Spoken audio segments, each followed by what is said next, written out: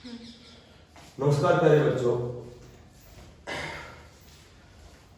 आज जो हमारी कविता है सरोज स्मृति, सरोज की यादें, सूर्यकांत त्रिपाठी निराला की सेकंड कविता है दूसरे लेसन की।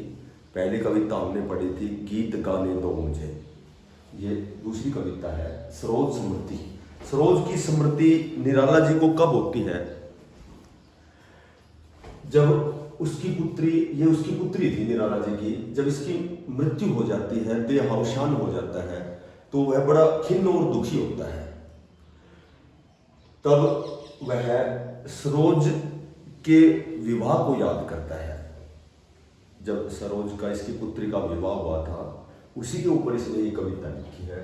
इसमें 4 स्टंजे हैं। एक स्टंजा ये है यहाँ तक, दूसरा यहाँ से यहाँ तक है, तीसरा यहाँ से यहाँ तक है, और चौथा यहाँ से स्टार्ट करके यहाँ तक, और उसके बाद इसका जो शेष है ये 4 पंक्तियां 5 पंक्तियां जमा की है। तो इसमें सूर्यकांत त्रिपाठी निराला जी बड़े दुखी होते हैं और पुत्री के विवाह को याद करते हैं। देखा विवाह आमूल नवल, आमूल बिल्कुल नवल नया। उसने कहा कि अपनी पुत्री को याद करते हुए कहता है कि तुम्हारा विवाह बिल्कुल नए तरीके से संपन्न हुआ था, बिल्कुल नया विवाह था। नया कैसे था? तुझ पर शुभ पड़ा कलश का जल। विवाह के समय क्या होता है कि कलश होता है, कलश का जल गिराया जाता है। लड़की हो या लड़का हो, उस पर कलश का जल गिराया जाता है। तुझ पर शुभ पड़ा कलश का जल, तुझ पर कलश का शुभ जल गिराया गया। देखती मुझे तू हंसी मंद, मुझे मंद मंद हंसी से मेरी ओर देख रही थी। वह पुत्री को याद करते हुए कहता है कि जब तेरा विवाह हुआ था तो तू मंद मंद मुस्कुराती हुई, हंसती हुई मेरी ओर देख रही थी। होठों पे बिजली फंसी सपंद, और तुम्हारे जो होठ हैं वो बिजली के समान, तुम्हारे जो होठ हैं वो बिजली के समान, उनमें कंपन था।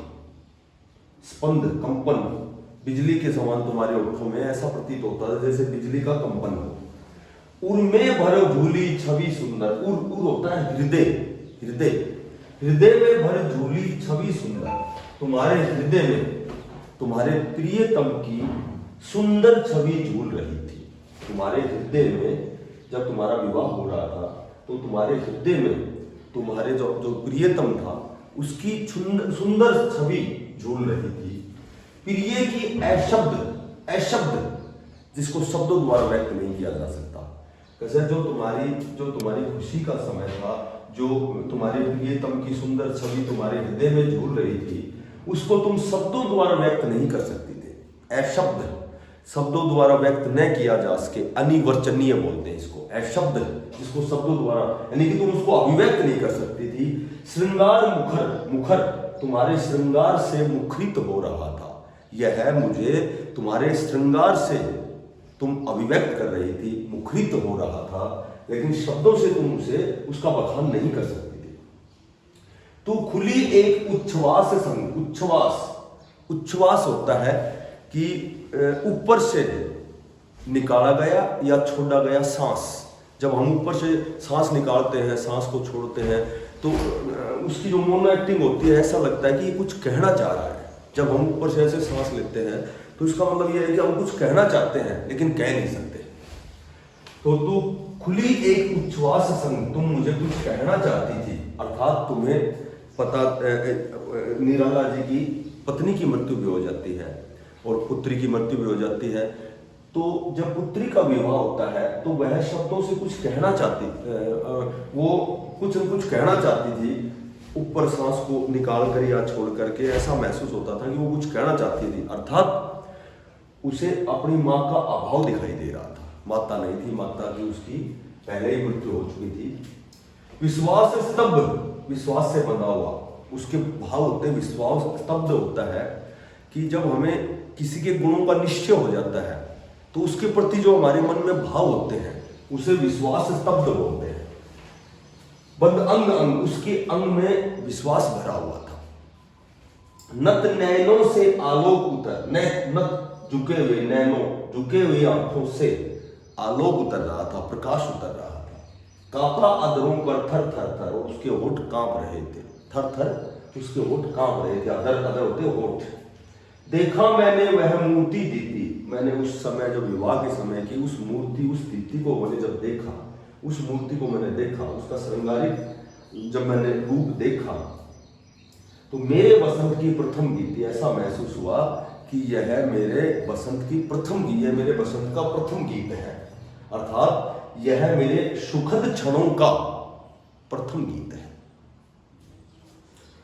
श्रृंगार रहा जो निराकार, तेरा श्रृंगार निराकार था, जिसका कोई आकार ना हो, बहुत ही सुंदर आकार था, शादी के समय बड़ी सुंदर दिखाई दे रही थी।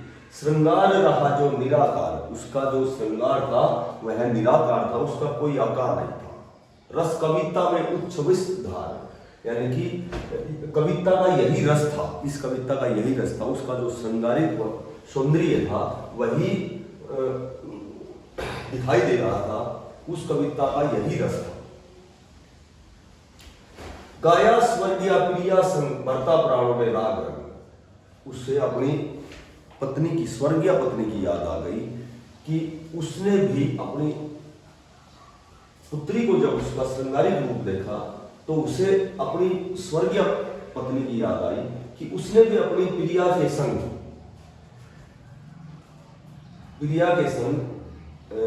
जीवन यापन किया था, गीत गाया था, ये भी कह सकते हो। और जो आज कविता का रस है, उस पुत्री का जो श्रृंगारिक उसने दृश्य देख करके उसे महसूस होता है कि ये कविता का रस है, यह रस भरता प्राणों में राग रंग, उसके राग और रंग भरता है, उसके जीवन में राग और रंग भरता है। या फिर ये कह सकते हैं कि उसका जो श्रृंगार था उसकी पत्नी के निराकार स्वरूप का, उसकी पत्नी बड़ी सुंदर थी, उसके निराकार जो स्वरूप है उसका स्मरण करा रहा था। और पत्नी का जो श्रृंगार है वही कविता में अभिव्यक्त हो रहा है, पत्नी का जो श्रृंगार है वही इस कविता में रस के रूप में अभिव्यक्त हो रहा है।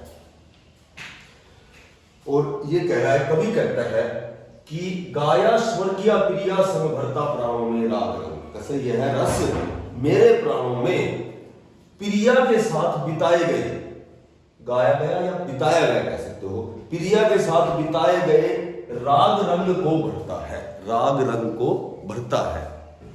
मुझे गत समय की वो यादें याद आती हैं। रति रूप प्राप्त, रति कामदेव की पत्नी है, रति रूप यानी सुंदर रूप, रति है कामदेव की पत्नी। कामदेव के पर्यायवाची होते हैं अनंग, कामदेव, ठीक है, रतिपति, मदन, और रति कामदेव की पत्नी थी। तो रति रूप यानी कि बहुत सुंदर प्राप्त कर रही है, कैसे उसकी पुत्री विवाह के समय बहुत ही सुंदर रूप प्राप्त कर रही थी। ऐसा प्रतीत होता था कि आकाश बदलकर बना मही होता पृथ्वी, आकाश अर्थात स्वर्गलोक, मानो कि स्वर्गलोक से उतर करके पुत्री के रूप में और पृथ्वी पर उतर आया हो।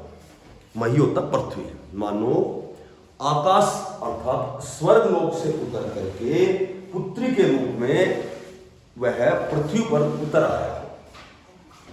कोई थे नहीं, हो गया विवाह हो गया, आत्मीय सौजन कोई थे नहीं, कोई भी सगे संबंधी उस विवाह में सम्मिलित नहीं थे, उपस्थित नहीं थे। न आमंत्रण, क्योंकि किसी को आमंत्रण नहीं भेजा गया, किसी को आमंत्रित ही नहीं किया गया। विवाह रात भर रहा न घर, निशी दिवस, निशा रात्रि होता है, रात क्या होता है कि विवाह के समय प्रसन्नता के साथ सभी रात्रि और दिन में सभी जागते हैं, सभी खुश और प्रसन्नता का अनुभव करते हैं, और विवाह राग यानी कि विवाह का गीत गाया जाता है, रात्रि को जाग करके विवाह के गीत गाते हैं। तो वो विवाह साधारण था, वो बड़ा सिंपल सा साधारण विवाह था, उसमें ना तो किसी को निमंत्रण दिया गया, ना वहां विवाह के गीत गाए गए, ना रात और दिन जाग करके कोई किसी प्रकार का वहां प्रसन्नता का माहौल नहीं था। प्रिय मौन एक संगीत बना, केवल प्रिय मौन, वहां बिल्कुल मौन शब्द था, वहां केवल मौन ही समय था।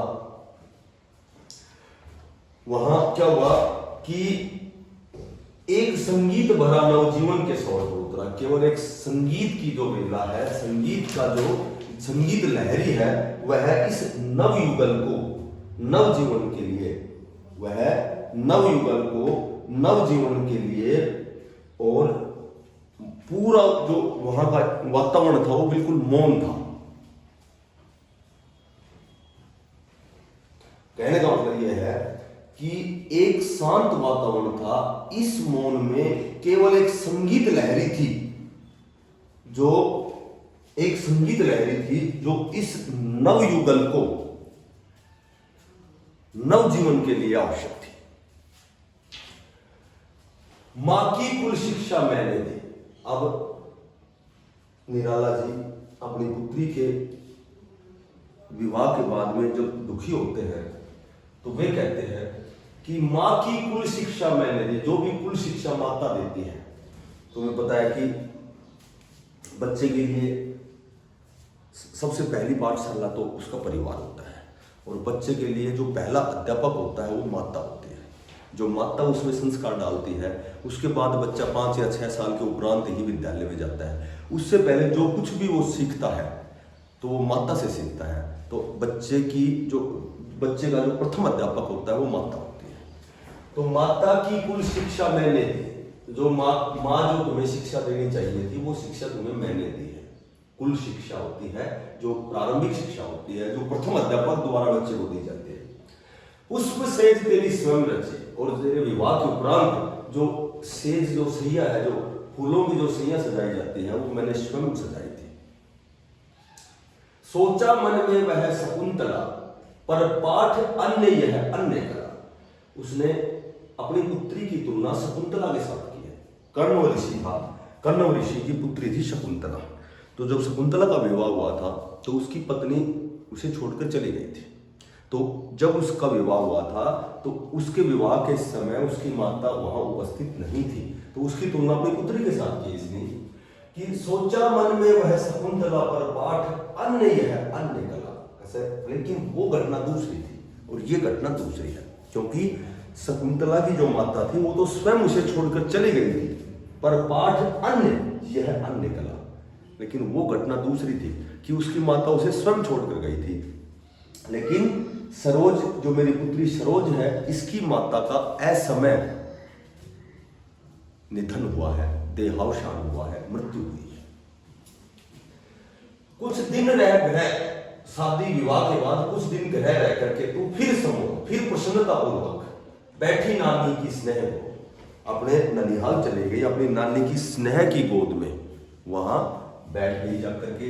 मामा मामी का रहा प्यार, मामा और मामी का तुम्हारे साथ बहुत ही प्रेम रहा, तुमसे बड़ा अनुराग किया, बड़ा प्रेम किया, स्नेह किया।